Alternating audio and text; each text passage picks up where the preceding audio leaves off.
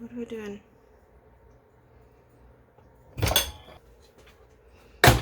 We're gonna do something different today. And that is going to the very last page of the sketchbook, because all the other ones are kind of dirty. And we are going to make a cover for a short story I wrote. So those of you who don't know, I write short stories in my spare time. And have been selling them on Gumroad, and there's about 2 on there right now, I think. Yeah, there's 2. And this will be my 3rd one, which, if you're watching this, will be going live tomorrow. Monday, April 18th. And yes, you could be like me going, where does the time go? Nope, that's not what I wanted. That's what I wanted. And in doing so, being like, oh my god, this month is going by so quickly. And you're just like, I don't know what to do. But have no fear, I have a book for you to read. I almost made that mistake again. It's not a book. It's a short story. It's about a woman who is going through a really bad breakup, and she finds a spell on Pinterest that is called the Spell of Forgetting, which is the title of the book. And so she decides that she is going to cast this spell without realizing, or without having any knowledge of spellcraft or anything like that. So, you know, hilarity ensues. And it's supposed to be like a feel-good story, or at least it felt good for me to write. It felt very cathartic, because what is writing if not cathartic for the author? And if it's not cathartic for the author, then maybe the author is doing it wrong. I don't know.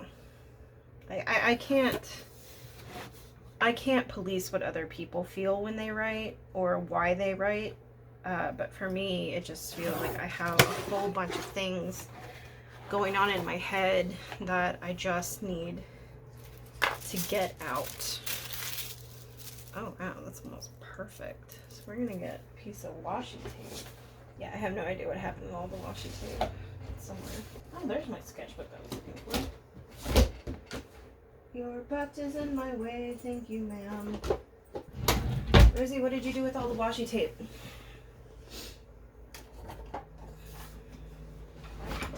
Okay, here's some of it.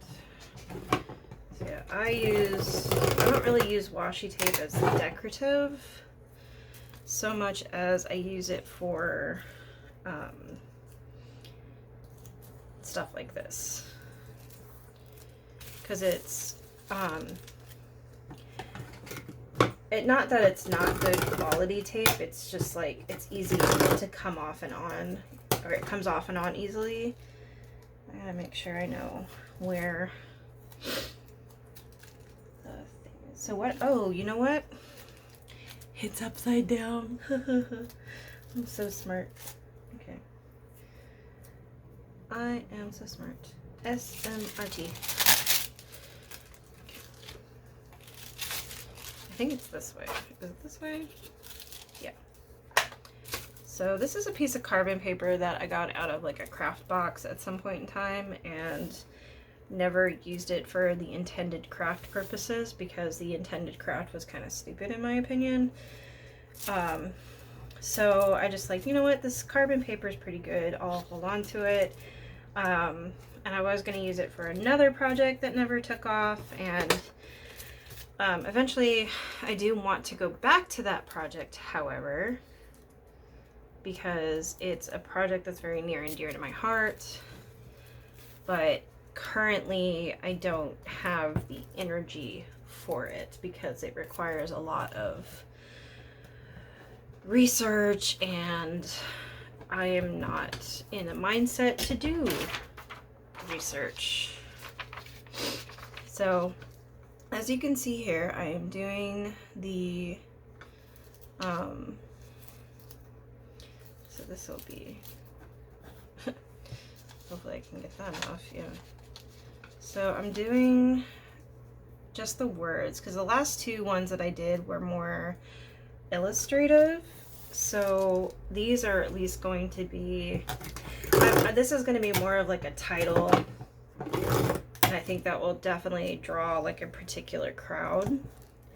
But I'm not going to be tracing the flowers. The flowers I will be hand drawing. This is just the mock-up I made on my computer to give me an idea of what exactly it was that I was looking for this particular project. And do I have a pointy thing? I have lots of pointy things. But I need a pointy thing like in a different color. Let's do pink. So what we will do, yeah, so I will, while I'm tracing these with the carbon paper, I'm going to do something that's completely different from what I normally do, and it's probably going to drive editing me entirely insane, because I will show you my process of how I got to this. Starting with like how I found the font, how I made the words, how I put everything together, and basically what I do when I create things like this, with planning involved. And the only reason I didn't show you that now is because it would have meant that I would be recording on my computer, which I'm not set up to do. Well, I am set up to do. I'm too lazy to do that. And I would rather just take screen caps of everything, because I currently have, my current setup is for gaming, and that's what I use for my gaming channel. But yeah, so while I'm tracing the lettering and everything, we'll go over to VoiceOver Taryn, and they'll tell you what I did. See you in a minute. Thanks for this opportunity, recording Taryn. I love extra work. First things first, when I create mock-ups like this, my go-to website for fonts is cooltext.com. I discovered this website eons ago when I was still working at the library and found it incredibly handy for making event posters and designs for bulletin boards.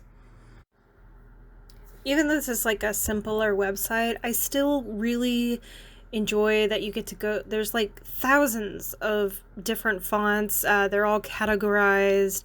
One of these that you've probably seen in multiple of my videos is the Mind Drain font, and what I do is that I also use the effect Skate on it, because Skate has a black outline for the lettering that I really like. So I just turn off the gradient and write whatever I want and mess around with the different types of things that you can do to these letters through the site alone. So it's meant to be for creating logos for websites and things like that.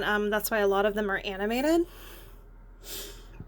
But I've found it useful for other things, and so I use this as my primary source when I'm creating captions for my videos. So for this particular one, I went to the fancy fonts, and I couldn't remember the name of the font right off the bat, but it's like Chantal Antica.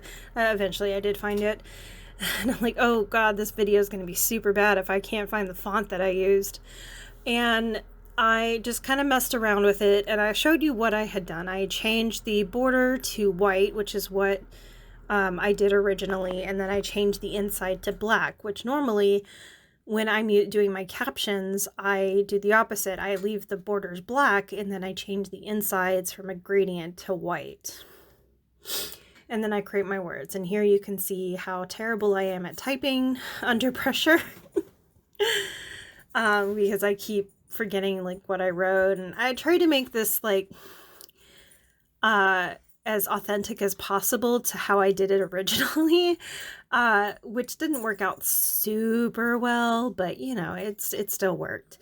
So once I had made my logo, I if you click on the create logo button, it creates your logo. So then I take it into Google Drive and I go to Google Drawings, and then I insert it into I'll insert that logo, which is now a JPEG, or no, it's a PNG, and it will upload immediately into Google Drawings once it's inserted. And then I make a bunch of copies of it because I like to separate the words. I like to separate the words as best as I can, and then from there I will mess with the page settings. I believe I had originally put this at 8.5 by 11, but then I realized that was going to be too big for what I wanted, and so I changed. Here I'm showing you how to change it to 8 by 10, which is what the size of it is now, because that's the size that I went with. And now I'm cropping all of the individual ones to get the individual letters that I wanted. And here I'm trying to mess around with the last one. And if you look in the original, I did put Short Story by Taryn and Gray as one image, and then I shrunk it down to a smaller bit. And then here I'm messing with the letter. Another thing that I like about Google Drawings, and I know some people are going to be like, well, you can do the same thing on Photoshop. And I'm like, I'm sure you can, but I'm not paying Photoshop prices for something I can do for free on Google Drawings. So they tell you what the spacing is between the words, or between the different items that you've highlighted, and it keeps it keeps the same amount of space between the items together, and I really like that. It also tells you exactly where the center of the thing is. And so now what I'm doing is I'm going into Google and I'm looking for forget-me-nots, and I'm looking for flowers. When I'm doing mock-ups like this, I have a very specific thing in mind, and that is either transparent images or single flower images. And when you first look up forget-me-not flowers, you don't really see a lot of just the white background, transparent background, anything like that. So then my next step is to go into look for forget-me-not flowers transparent, and what I'm looking for is I'm looking for sparse amounts of them, or like small groupings. Like this one in particular is actually really good. And but I have to find a bigger version of that because otherwise it doesn't work. I like to look for a couple of different ones, just so that I can have a variety on the mock-up screen. And that one's also really small, and I didn't care for it. The problem with transparent is sometimes it shows up in the preview as like with like the little checkerboard. That's not actually transparent. That looks like somebody screen capped it and just called it transparent, and it's not. So I'm not going to find transparent stuff all the time, so it just becomes one of those things where I'm like, okay, this is just a mock-up. This isn't for professional use or anything. This is just to give me an idea of what I see in my head. And so now here I am kind of messing around with placing. And I'm like, I could really use another type of forget-me-not. And then I found one that's like a singular, like just a singular flower. And I'm like, oh, hey, I didn't see that one the first time that I did this. So I'm like, cool, I really want to grab this one. And then, of course, I insert it by URL into Google Drawings, and I make a couple of these, I believe, at least for this example. And I wind up cropping it down. Normally, this is frowned upon, especially if you're making like professional level stuff, because that means that you're not, you're cropping out. You could be potentially cropping out, like you saw me crop out Shutterstock or whatever. But however, I'm not using this for professional use at all. I'm using this as my own personal use to create something that I will be using as professional. So it's more like I'm creating a mood board for myself versus creating an actual book cover. And here I'm just kind of continuing to play around, adding stuff. And one thing that you can always do, especially with mock-ups, is that you can take pictures that are already existing and mess with their rotation. Like here I flipped it horizontally and hey, it looks like a brand new picture. And then here I'm just kind of messing around again with the flowers and until I get something that I like. And I like it. So now we go back to recording, Taryn. All right, I'm finished with that. So we are going to take this off and see how well it's centered. The trick is that I made the border with pencil so that I can erase it and adjust it as needed instead of having to like perfectly place it the first time. Yeah, just a pro tip. Make your borders in pencil before you do your tracing. I'm just gonna leave that there. I'm probably gonna throw this piece of paper away, so you know, but this carbon paper should still be pretty good.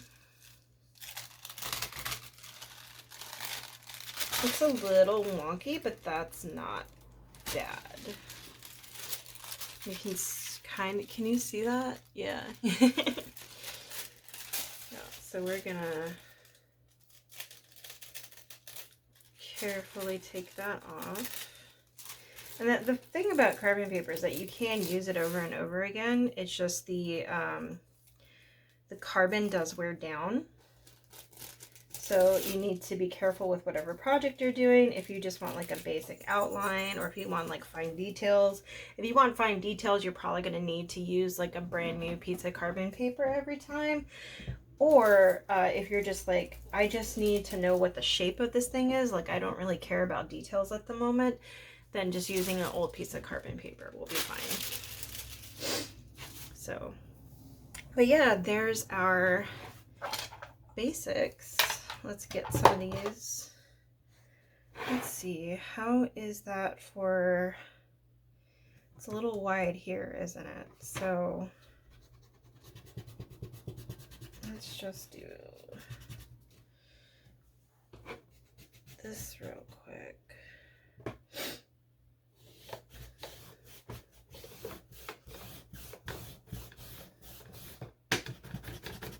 I just want to clean it up. The great thing also about carbon is that pretty much everything is made out of carbon, and especially pencil lead. So it comes up with a eraser.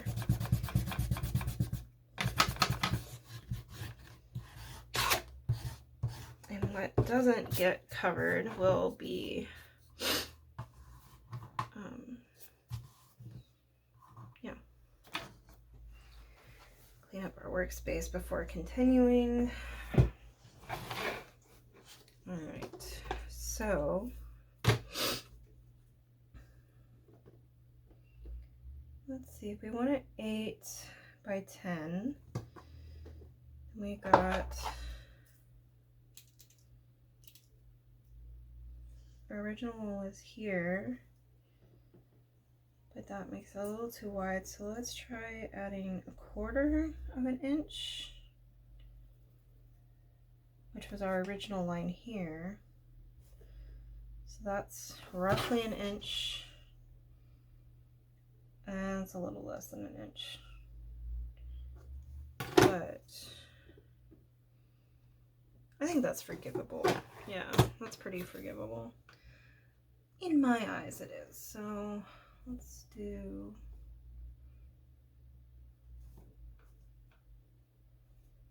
yeah, I think it was there. Yep.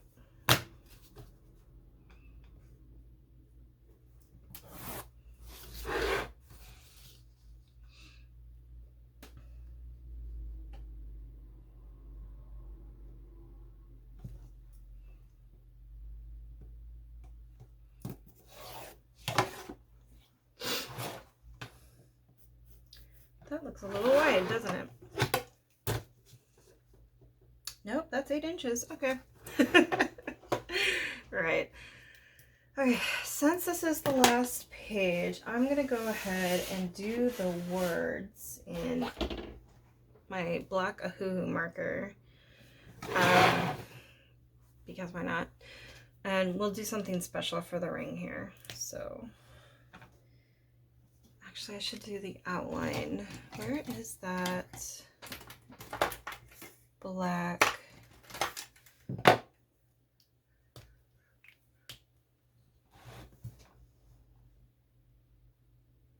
It's okay if it's a little wonky because this is talking about spellcraft and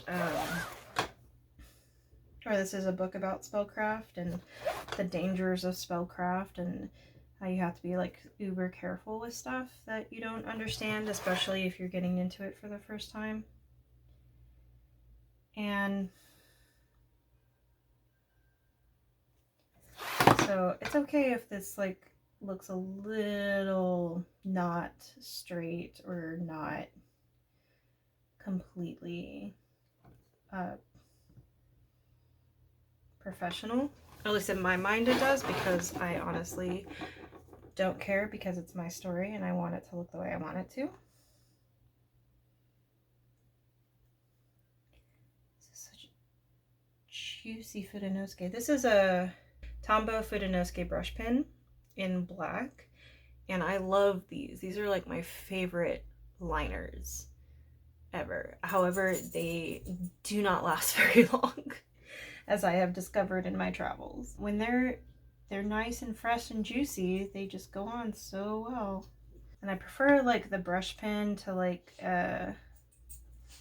those little hard nib ones, like the microns, because I just like fluid pins better than hard nibs. Because it just feels more natural in my hand. At least for like when I'm lining stuff, I want to have something that's more fluid than hard. And actually, another pro tip is keeping this in front of you, so if there's like something that you're not entirely sure of how it's supposed to go, you can just do this. I feel like my style is more fluid, or at least I like to think that I have a more fluid style, and that's very not straight. Oops. Oh well, that's fine. Let's try to emulate that. Yep, there we go. Now it looks like it was on purpose. It's the way I like to do things, and it's a preference of mine, and I know a lot of people are like, who really enjoy microns will stick to their microns, and it's like the microns do make brush pens. But in terms of me being a broke artist, I prefer Fudenosuke because I can get 2 of these pens for the price of like 1 micron brush pen. Yeah. So I'm a value spender. Or a value artist, I should say, because I'm always looking for good, cheap supplies. So, and I know like that sounds like an oxymoron in terms of art supplies, but there are cheap art supplies out there that are really good. Like I prefer Crayola to Prismacolor, which I know is like abhorrent to some people, but hey, that's my preference. And it's really funny that I prefer Crayola because those are hard tips and not smooth tips like Prismacolor. But the thing is, like, I don't like that to get the quality of color or the quality of surface area coverage that Crayola gives me versus Prismacolor, that it takes twice as many Prismacolors to get the same surface area coverage as a Crayola. So again, there's that value in there. I still have not found a good, or like a good watercolor paint that is also cheap and good. Though I do really like, and I'll show you guys what I like in a minute because I'm going to be using it on this project. But there is a palette that is just like straight up pigments, and I've had it in these videos before. I've used it in these videos before. But the palette is just like straight pigment, and it's really, really good pigment. I'm not super sold on the colors, and I do have to put down a lot of color to get it mixed correctly. I'm getting, one thing about my line art is that I rush it toward the end of there. I want a really good cheap watercolor. My problem is I'm not confident enough mixing my colors yet. So like I don't want to buy like a very expensive set of watercolors and get and then like only have like 3 colors in it, and then I have to make my own colors, because at that point I'm just like, what do I do? And everything I ever learned in kindergarten, it's just completely gone out of my brain. And the reason why I didn't trace the ring too is because, one, I wanted to draw it myself because I like to make things complicated.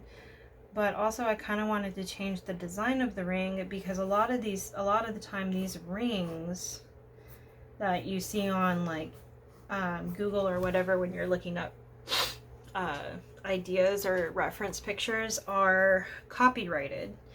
So like the design itself is copyrighted, and so I wanted to like kind of change it up just a tad, kind of make it my own ring. So it's like I didn't really want to step on anyone's toes per se, or get in trouble, because I mean people do have to pay for that. These are the watercolors I was talking about, how they're like very pigmented, and you can see I've gotten a lot of use out of some of them because I really enjoy these. Like I really, really like these, and they come in like so many different colors, but as you can see I have been getting more and more comfortable with mixing them. I just am still not as comfortable as I want to be, so it's going to take me some more time. Another thing I like to do is if I'm doing watercolors and stuff, I like to test stuff on the back of a page that I've been using, or the back of the page of of something that I'm not using. So I've written short stories on this channel before. I've been writing small little fan fictions for my Binge Sona series, which I haven't been able to get back into, only because I am just not watching anything. I've been watching a lot of YouTube, and one of my big YouTube things right now is I'm going through all of the Hermitcraft videos. Not like all of the past seasons, but all of like the current season, which I think is season 9. And I've just been watching all the hermits, all 28 of them, which I think is how many there are. Except for Etho, which I heard at the beginning of the season something was going on with Etho, and I don't know. I don't go on forums or anything, so I don't know what's going on with Etho.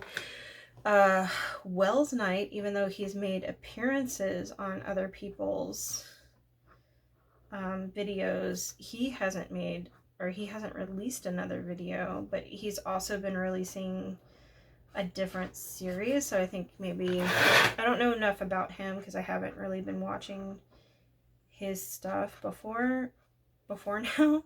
So I think my theory, without any evidence, I feel like I should preference that. My unbiased opinion. It seems like he's wanting to finish up that other series before he gets like super into Hermitcraft. But I don't know. It's been like a month now and he hasn't posted since like the very first week, so I'm not sure what's going on. And then Mumbo took a hiatus, which I thought was only supposed to be through the month of March, but he's still not back, so he might be taking a longer break than expected. But this is also somebody who has been doing YouTube for so long that he pretty much hasn't had a break for who knows how long. So this is very much a needed thing for him, and I'm like, more power to you, dude. And then Ren Dog went to go see his family in South Africa, and he's only put out 3 episodes. Even like Tango had to like record like 4 episodes at once because he was going on vacation at the start of Hermitcraft. So, and that's just the way it is sometimes. Like, you get 28 people in the room, and not all of them are gonna be able to keep up with everybody else because of personal stuff they have going on. And that's life. And you can't expect the same amount of effort from everyone when everyone deals with things differently. And I think we forget that, especially in a very chaotic late capitalism society. Because I do feel like we're in a very late capitalism society. But there's other YouTubers who like seem like they can go on and on, like the Energizer Bunny, and some people are like that. Some people have to do the grind, and they have the energy to do the grind, whereas I'm like, today is Thursday. I normally do these videos on Tuesday. But on Tuesday I had a lot of stuff going on, and I'm just like, you know what? I don't have time or energy to do the art, even though the art is pretty much done for itself because I made that mock-up. And because I made the mock-up and everything, I just, like, it felt done already.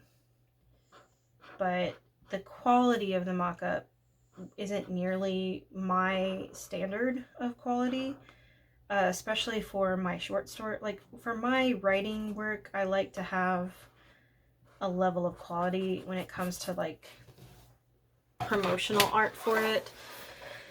And the lettering was good, the layout of the flowers was good, but I wasn't happy with the flowers. Is it hailing again?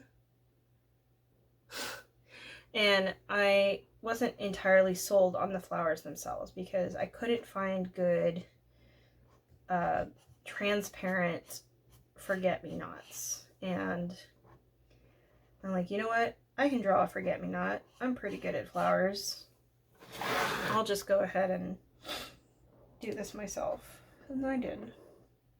So one thing that I did do differently this time than I've done in the past is I typically do my own hand lettering. Like, I would have, instead of tracing this with carbon paper, I would have like measured this all out. I would have done that, but I was like, why do that when I have the exact kerning I want already? Like, this is perfectly measured out. So why would I recreate that? Why would I spend more time recreating something that's already existing? So where do I want? I don't want nearly as many flowers, that's for sure. Maybe let's map out some flowers. Here's one. Here's one. Here's one. Let's move this one here. I like having this trio. And I just want 1, maybe 2 over here. And small in here. Maybe big one. Alright, now how do I want to paint these? Do I want line art? So how we have a circle,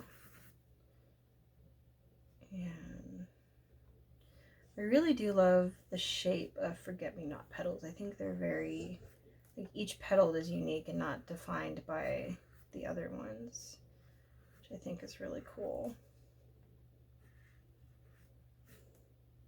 So there's that. And I grabbed this specifically to do. Ooh, I got another idea. Okay.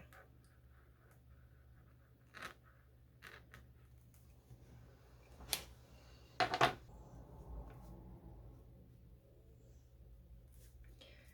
gotta stay in the lines. Pour water on that.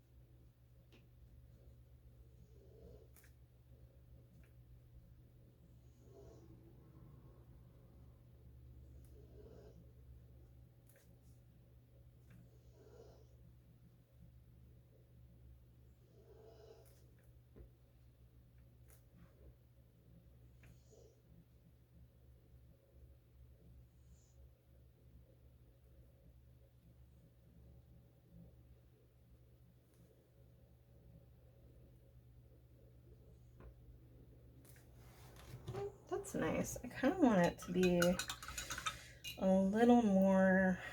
This is probably too.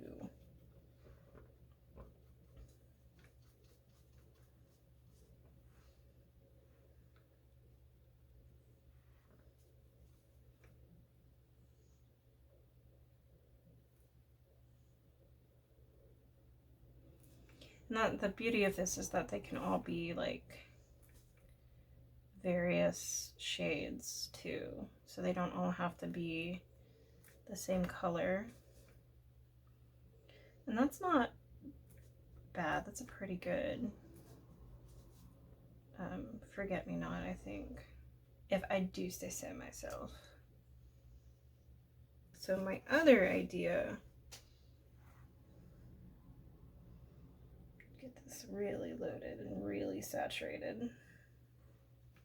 Yeah.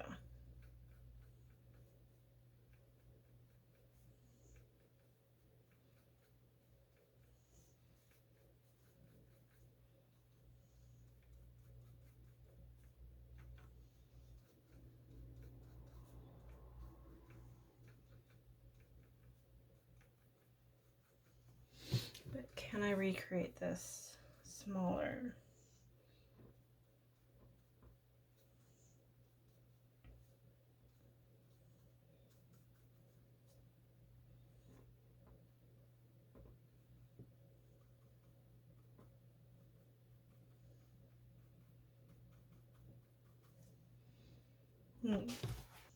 Last idea.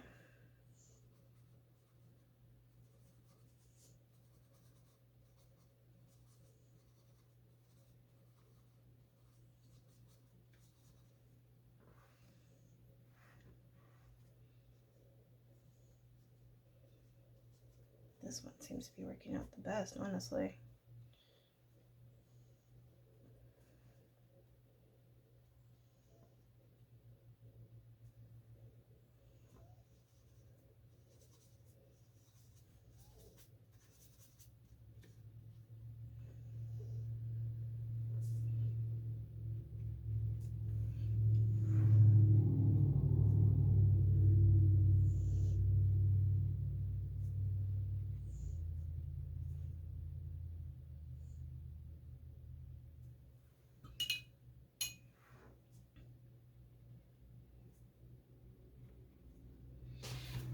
Okay, yeah. So I think I'm gonna go with the swirly petals. I think those are the best. What am I doing? Okay. Oh, thank God that was there. Okay. It's fine. It's fine. It's fine. So I'll put a little bit of water on the page.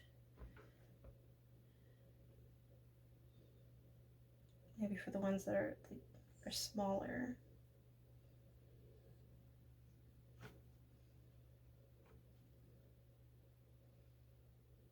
Yeah.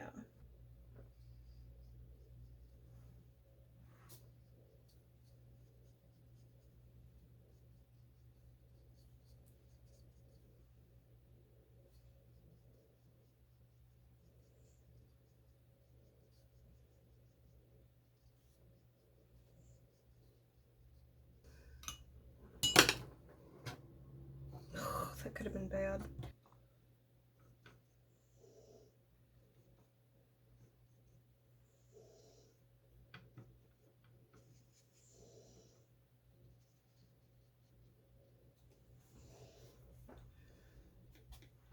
Bring in some of that purple.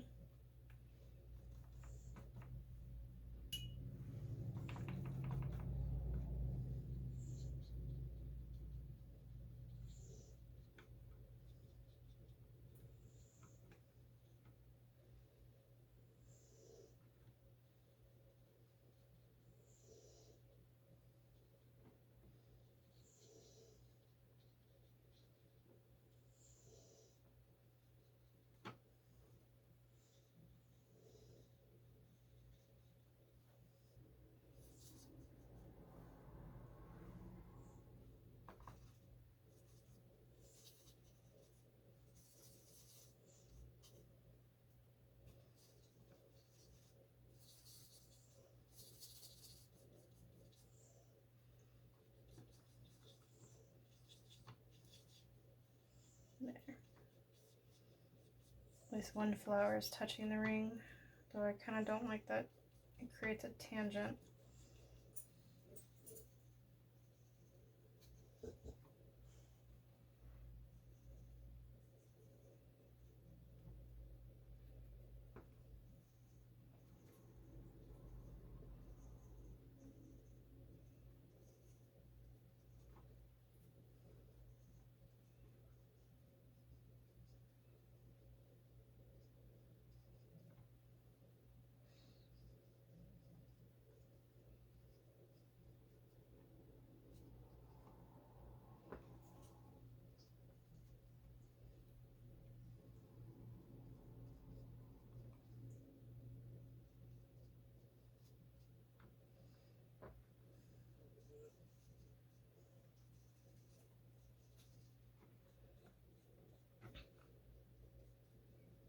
Maybe that's what this space needs, is a petal.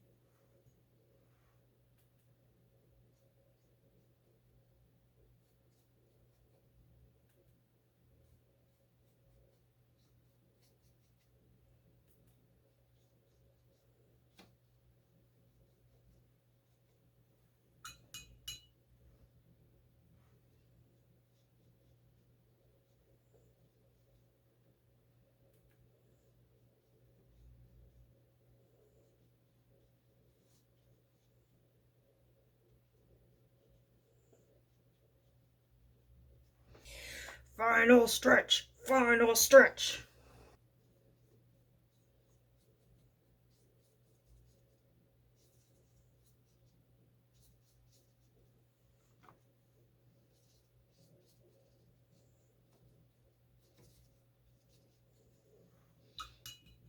Get a little darker.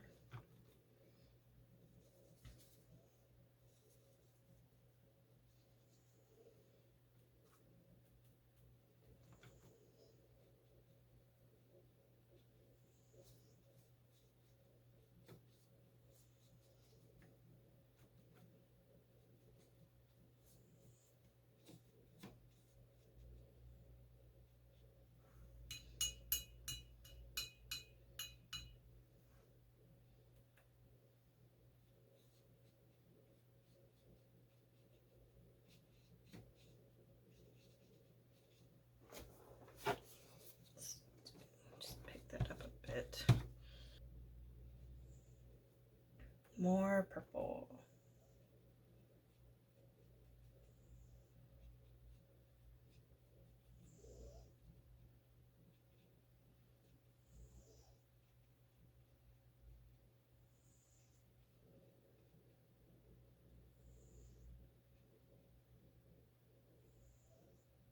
Yeah, I'm going to do these two, and then I'm going to see how I feel about this spot, and maybe I might want to leave that free, maybe put like a smaller petal or something in there.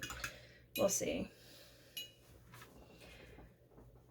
Because mostly it's just me going off of my original mock-up, but at the same time I'm like, I don't have to. I mean, really, the flowers the mock-up is really just to like show me like what forget-me-nots look like, because you can't have a story called The Spell of Forgetting and not like feature forget-me-nots.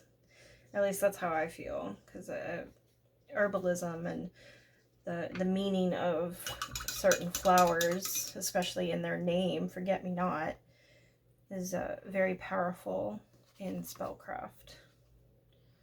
So, ooh, wrong purple.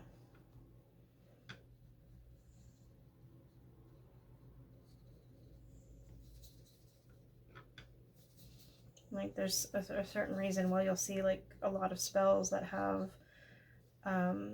different herbs that mean certain things, and why if you want a calming spell, you use lavender because it is known to calm. A lot of it's aromatherapy, but you know, does it look like the cover of a romance novel or the cover of a Leanne Moriarty book? Because I will, because I mentioned Leanne Moriarty, I will admit that I did use some of the covers of her book as like inspiration for this, because I feel like she has a lot of like this imagery of like, some of her books have flowers, one has like an exploding lollipop or something like that, and it's just I think that's Big Little Lies, and which was a great book, by the way, if you haven't read that. And I just love how simplistic they are, but they're also like, if they're simplistic in like the imagery itself is simplistic, but if you were to actually sit down and like draw all of the details in on one of her covers, that's a lot of detail. Like she has a flower that's decaying, or like not decaying, but like the petals are wilting off of it, and it's just like the whole cover is filled with imagery. Like the colors of the background are specifically chosen. It just, a lot of design like a thought goes into those covers, even though it doesn't look like it does. But yeah, I really, really admire those covers, and they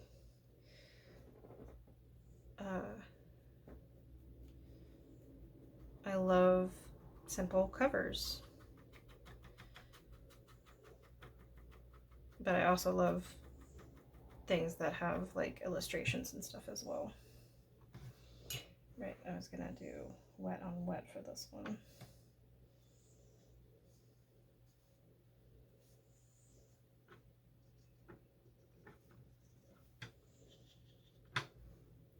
But yeah, Leanne Moriarty, if you're watching this, contact me. Like, let's have lunch. I'll fly to Australia. That's fine. I'm perfectly happy with that. Hell, if you want to steal my idea, go for it. Just let me do the cover of the book. That's fine.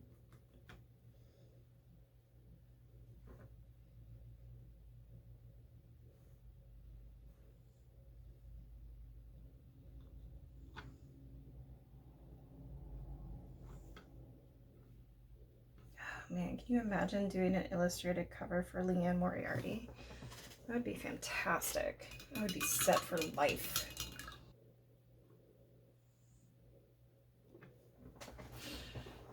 Yeah, the problem with like doing a illustrated cover for someone like Leanne Moriarty is like it doesn't look like any of her covers are illustrated. They all look like photographs. And I'm pretty sure that's like a design choice. And it's not to say that those probably weren't the original cover designs. A lot of the time the cover designs are chosen by the publisher themselves, and not by the author. And it could be that her brand has just become those really dynamic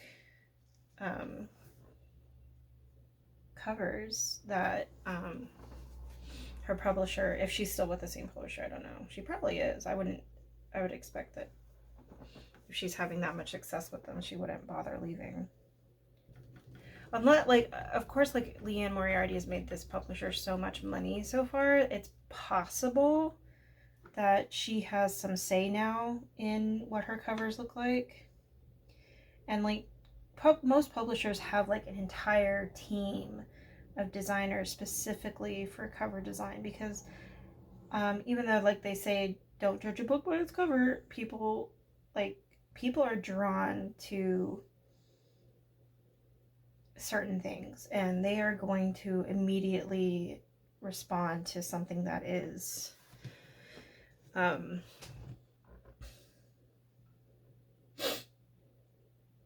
like just something that just completely fits like their MO or their aesthetic, I guess is the more correct term. And I'm gonna put a drop shadow underneath that because I think that'll make it pop better. Let me get some more black in here. Not that much black.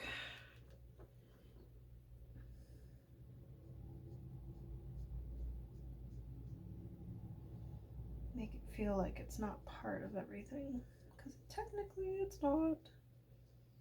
So I think maybe there's like one or two spots. I don't know. I've kind of pedaled the crap out of this thing. You know, I see a little bit that I've missed. Nope. Yeah.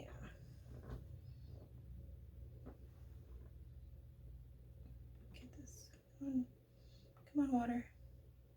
There we go. Yeah. This looks really good. Like, I really like this. I really like how this came out. This looks fantastic. So yeah, I will put the direct link to the story in the chat below. So if you want to read The Spell of Forgetting, it's just going to be $5, or you can pay more if you want. It would help me out a lot because $5 goes straight to me. A little bit of it goes to Gumroad for just like facilitating it, basically, like using it as a shop essentially. But yeah, there's 2 other stories on there as well. There's one called The Lantern Walkers, which is a young adult horror, or a teen horror, I should say. And the other one is called You Were Holding My Hand, which is about an older teen, new weird, I should say. Like, I feel like The Spell of Forgetting and You Were Holding My Hand were both kind of new weird ish, except The Spell of Forgetting is more comedy, in my eyes at least, and You Were Holding My Hand is more the idea of like people moving on without you kind of thing. So they both deal with loss in a different way, I feel, and they're like there's 1,000,005 ways that people deal with loss, essentially, and not to be one of those things where it's like, oh, all of your stories are about loss, and I'm like, only the ones I've published. Not all of them. I just haven't gotten around to publishing the ones that aren't about loss. Give me a minute. You have no idea how happy I am with this. Like, I just started out with like a vague idea. Well, it's not vague. There's a very, like, here's my mock-up. Here's the one that I watercolored. Like, this is so good. Like, I am so happy. Oh, I'm so happy. All right.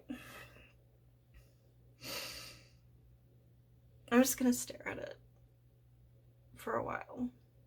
Y'all can join me if you want. But yeah, the Spell of Forgetting, the Lantern Walkers, and the You Were Holding My Hand stories are all on Gumroad. They're all going to be linked below. And yeah. I'll see y'all next time. Bye.